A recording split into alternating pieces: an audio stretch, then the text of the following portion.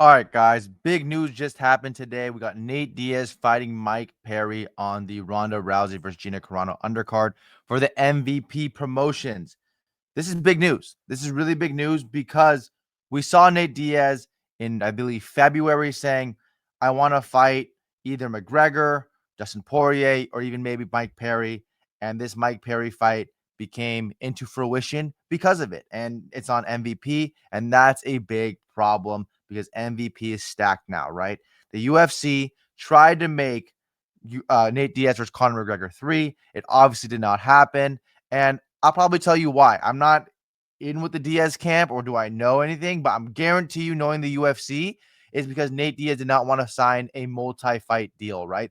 UFC's everything about them is it's a 3-fight deal, it's a 5-fight deal, it's an 8-fight deal, whatever it is, to have these fighters basically locked into a contract to stay with them, right? You see John Jones begging for a release right now. It's because he's on an 8-fight deal that just happened in 2023. He still has like 6 or 7 more fights left on that deal. There's no way the UFC will release him. And Nate Diaz will basically be held hostage. Held hostage is a really strong word, but he would be held into that UFC contract if he would have fought for the UFC versus Conor McGregor. Conor McGregor right now is still in that same talks. He's like, hey, I have 2 fights left on my deal. You guys are not fighting me because you guys don't want to lose me, right? That's what they're saying basically for Conor McGregor, and they want Conor McGregor to sign a new fight deal, but he won't. And that's just what it is. He knows that if he was the promoter in McGregor Promotions, he'll make a lot more money on it from Netflix, Peacock, whatever streaming platform he would use to become a MMA promoter for himself. So that's the big problem with the UFC right now, right? And we see it. We see it now. We see it. Nate Diaz, there's a huge shift right now, right? Ronda Rousey said it. Nate Diaz is doing it. Francis Ngannou. And maybe Francis Ngannou, he was never right. Let's be honest. Francis Ngannou's a moron. He was never right. But we see how stacked this card now is with the Jake Paul MVP fight card. You have Ronda Rousey, Gina Carano, right? Francis Ngannou versus Felipe Lins. Okay. Nate Diaz versus Mike Perry. This is a good fight card. If you don't understand, what they're building right here is they're showing that, hey, you can be a secondary promotion. And I've been thinking this for a long, long time. I'm like, why are people such morons who are running these fight promotions when it's obvious what works? And they don't know what works. They don't understand how to market. They don't understand how to build any hype, fight hype. They don't know how to do it, right? They're like, look at this. PFL, Paul Hughes versus Usman Nurmagomedov. What are they building their fight hype around? Ireland versus Dagestan. Conor McGregor versus Timu Conor McGregor versus Timu uh, Khabib. That's how they're building their fights over there in PFL. Wrong, stupid, dumb. You don't build fights like that, right? You have to build your own brand. If you continue to do that, you'll be seen as a lesser promotion, right? If you do stuff like that, why are you pushing the narrative of Khabib versus Conor when that wasn't even your promotion? Okay, so again, they're doing things correctly. Jake Paul and Nikita. And there's a reason why they're doing things correctly, right? So that's Jake Paul, obviously with fake Dana White, but Jake Paul has a chokehold right now on the UFC. And I know it sounds crazy, right? Because Jake Paul, this is his first promotion. That's crazy. But they're doing things differently, right? Let's take boxing, for example. Okay. I'm gonna give you guys how the boxing promotions work. The boxing promotions, as Dana White says, is a going out of business sale, right? They got all this money from these investors, right? Hey, give me $5 million, give me $3 million, give me $10 million. Now we have a pool of $80 million. And then a streaming service will pay us to get it so we can recoup some money back that way, right? Netflix will pay us to recoup some money. Okay. Fight Hype will pay us to recoup some money. Triller will pay us to recoup some money. That's how they do it. Okay. And then you have a promotion, you have the fighters pay. Then the promoters pay, right? The promoters fee, which is like Oscar De La Hoya, Don King, Bob Arum, all these people that are doing in boxing, right? All these promoters fees that they're taking. So after all that, the massive fighter pay, right? Ryan Garcia, $25 million, $30 million, whatever. Devin Haney, $10 million, $5 million, whatever it is. They're massive fighter pay, and they don't even sell that many. They don't even sell that many tickets. They don't even sell that many pay-per-views. They'll pull all that money together and have it for the fighters and the promoter, and there'll be some back-end money so the investors can make some back-end money, right? And that's basically it. That's basically it. And then they have to start all over again. So that's why it's a going out of business sale. The UFC is self-funded, right? The Fertitta brothers before. Now Ari Emanuel does it. But they're all self-funded in between the UFC. And that's why they pay their fighters so low, so they can afford nice things and fund it back into the UFC, fund it back into the business. That's why there's the Apex, right? You don't see a Golden Boy Promotions Apex. You don't see that. You don't see a Golden Boys Promotion Training Center or Top Rank Training Center. You don't see it. Then you have the Performance Institute in China, Performance Institute in Las Vegas, Performance Institute in Mexico. They are building back into the MMA sport of building these stuff to help these athletes get better and better, right?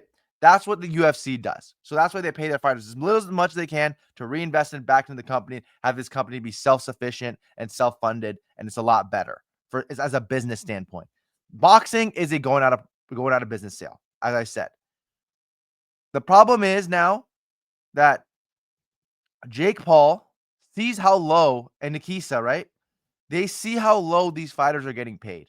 Okay, this is the problem. They see how low the fighters. Oh my God, Ronda Rousey, who has used to have like almost 1 million buys on pay per view, is just asking for $3 million, asking for $4 million to fight when we will pay Jake Paul $20 million versus Julio Cesar Chavez Jr. and they don't sell any tickets. They don't sell any tickets. They don't sell any pay per views. But we know Ronda Rousey can sell. And you have Gina Carano, who's a big MMA star, then was in The Mandalorian and is a huge movie star, right? We have that. And then we have Francis Ngannou, who was begging for $5 million with the UFC or $10 million with the UFC to fight John Jones, right? Then he goes to fight Tyson Fury. Then he goes to fight Anthony Joshua, fought in the PFL once versus Renan Ferreira. Then he comes now to UFC to MVP Promotions and is like, they're asking for $5 million. Okay, we can just pull all this money from this main card, right? Because these fighters don't get paid a lot. Okay, Nate Diaz probably asked for $3 or $4 million. Mike Perry probably asked for like 200K, 300K, maybe 500K, whatever Mike Perry's asking for. Felipe Lin's probably 150K. These guys are just pulling that money that would pay for one fighter, one main event, right? Jake Paul, one main event. Gervonta Davis, one main event. Tyson Fury, one main event. Anthony Joshua. They're pulling all that money, making a fight card out of it. Right? You make a nice fight card, fight card. The prelims, who cares about the prelims right now? You worry about the prelims later. That's how they're building their fighters. All that money that's funded for one boxing main event is now trickled down to 5 MMA events, and that's how they'll make their money. And I guarantee you they're making more money doing that now because it's easier. You pay 5 people, you pay 10 people, and basically most of them are not going to be paid over $1 million unless it's Nate Diaz, Ngannou, and Ronda Rousey for your first card, obviously. But everybody else is not going to be paid over $1 million. Okay, that's the big difference about boxing and MMA right now. So again, I think Jake Paul and Nikisa are doing it correctly. I've been thinking this for a long time. I'm like, why are people not doing this? Like you can that boxing, the way that boxing works, the going out of business sales will work better for MMA space. Way better for the MMA space, right? And Nate Diaz is like, I can make $2 million, $3 million, whatever it is, fighting on the undercard for Ronda Rousey in a five round main event, a 5-round fight versus Mike Perry, and I can only be on a 1-fight deal. I'd rather do that. That makes way more sense to me. So that's what basically is happening in MVP right now, right? You see it, okay? But what cannot happen in MVP is what happened in Bellator.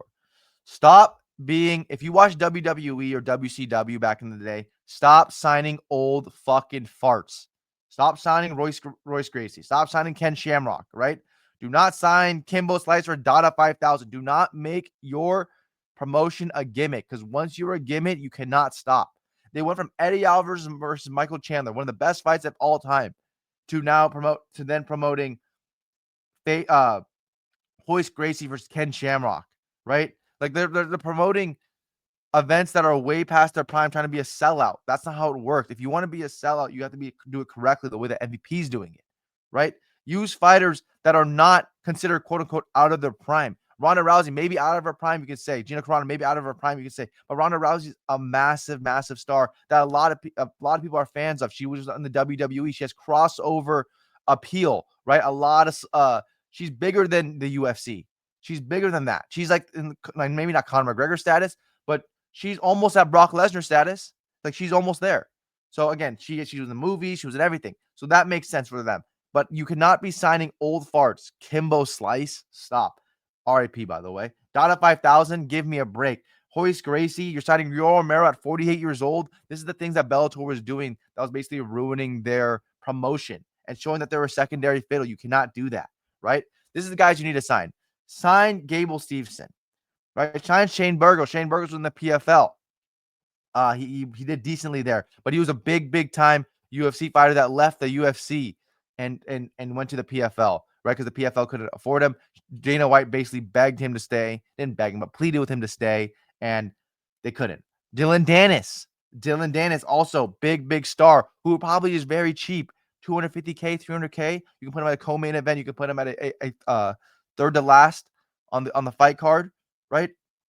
Hanat Fakradinov. This guy's like 20-1. I know he's a couple close fights in the UFC that could have went the other way. But again, he left the UFC because of they didn't want to re-sign him. But he's a good fighter. Do not sign guys that are on losing streaks that show you that you're a lesser promotion, right? These guys are all fresh guys. Shane Burgos hasn't fought in the UFC for a long time, and he was a big entertaining star in the UFC. And stars maybe kind of too much, but he was very entertaining in the UFC. Got into a lot of wars, right? You do not want to sign these guys. Do not sign Tony Ferguson. We saw him on a 6-fight losing streak. If you sign Tony Ferguson, you're signing your deathbed as a promotion, right? And I know people are going to say, Tony Ferguson, I love Tony Ferguson. He's a good fighter. Why would we not sign him? No, do not do that. You're showing right now, you're showing your hands like, hey, we're going to just use PFL. We're going to use UFC stars. We're just going to use UFC stars to build. That's not how you do it. Javid Basharat, boring. Couldn't cut in the UFC. 2-2 his last, or 0-2 his last 2 fights, or no, 1-1 his last 2 fights. Only has 1 loss. Lost to Ricky Simone via KO. Lost Amin Zahabi as well by unanimous decision. But then it wasn't a boring fight. Do not sign Javid Basharat. No one cares about him, even though people think he's a good name. He's not championship material. The thing about what made these rival promotions so great in WWE, WCW, we don't know back in the day, right? Before WCW became like the old house. We didn't know who was better, right? TNA versus WWE. We didn't know who was better. Was AJ Styles better wrestler or was John Cena, right? That's the big thing about rival promotions. And Javid Basharat, if he's your champion, this guy's not even a top 15 ranked fighter in the UFC. That already shows how bad your UFC, the MVP promotion would be if he was your champion, right? Do not sign Anthony Pettis. I know he's old. He's a big name. Do not sign Anthony Pettis. Don't do that. Junior Dos Santos, old. Do not sign him on a massive losing streak when he went out. Anthony Pettis on a massive losing. He's like on a 50-50 fighter. You do not want him in your main event, in your co-main event. You don't want him in a title picture. You don't want any of that because that shows how much lesser of your brand is than the UFC. That's the problem, right? So this all makes sense. That's how it should be. This is how boxing works. And integrating the boxing format into MMA would work better than the boxing promoter going out of business sale, right? Last, Colby Covington calls out Bo Nickel, right? After Bo Nickel called him out for the White House, said he ducked the White House card at 185. He was supposed to fight him, not Kyle Dawkins. And Colby Covington basically called out Bo Nickel, and he said, I'm 190 pounds right now. You weigh 190 pounds. You say you were the same size, you tell me. So let's both cut down to 170. You're basically 190, you said, because you're the same size as me. Let's cut down to 170, and let's do it at a weight class where there's stakes on the line because one of us is ranked, right? Bring that stupid ginger bowl cut down to 170 pounds.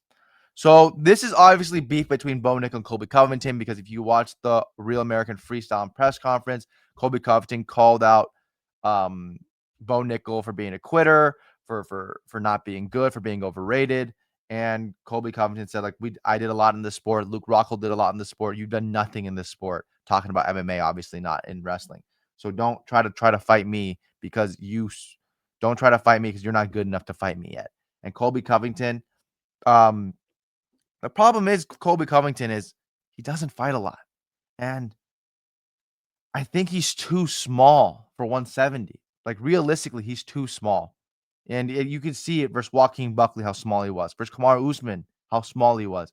Like, yes, he dominated RDA, but RDA was a former 155er. Yes, he dominated Jorge Masvidal, but Jorge Masvidal was a former 155er.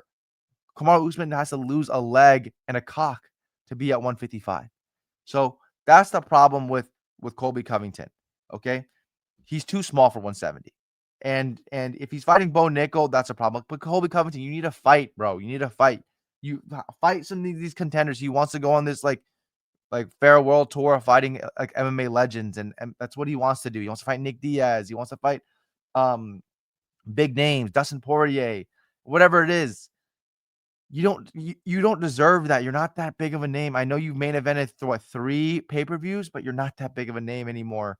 It's just like you're Junior Dos Santos now, right? You're those guys. You're on the losing streak. Like you're the one that no one really cares about, that takes seriously. You're Tony Ferguson almost. Not there yet, but almost. And that's the problem with Colby Covington. He needs a big win. Okay, you beat Bo Nickel. You fight Bo Nickel. You fight Bo Nickel. Are you what is your game plan versus Bo Nickel? You're gonna out cardio Bo Nickel? Are you gonna just throw volume at him? You're not gonna out wrestle him. How's it gonna happen? Can you get back up if he wrestles and takes you down? Because your jiu-jitsu is not that good, Colby Covington. That's the problem with Colby Covington in this matchup. I don't know what to talk about else. Hopefully you guys enjoyed this video. Like and subscribe. Thank you.